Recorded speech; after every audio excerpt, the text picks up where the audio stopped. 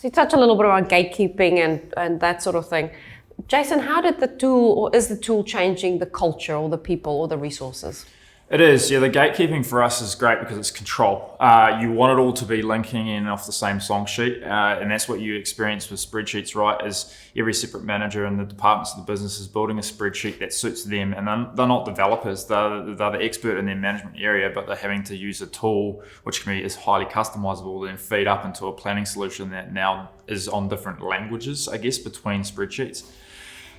So from that perspective, it's really handy for us to actually pull it together in the system and gatekeep and be able to pull through data when we want. But then the main thing is that the data integrity flows right the way through the model. So we're all speaking the same dimensions, we're all speaking the same hierarchies around data and how that works.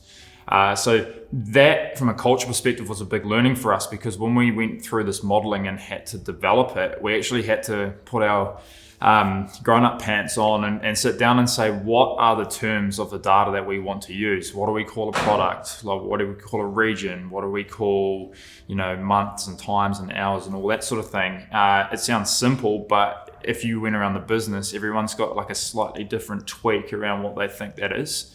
And moving to that integrated planning you talked about before, that's imperative. Otherwise, it just doesn't flow. And for us, everyone's eyes have opened around that and going, you know what, we actually have to start at the bottom, figure out and compromise on a few things. But once we get that data integrity right, it will just flow up and down, which is great.